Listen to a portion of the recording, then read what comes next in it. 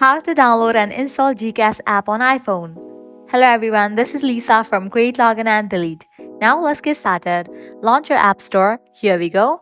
Now at the top you're going to see the search box. Over there type in the app name, GCash and search for it.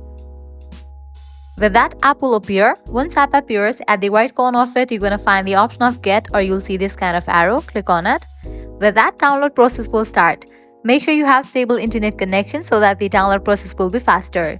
GCash is a mobile wallet app that allows users to make secure and convenient money transfers and other transactions using their mobile phones.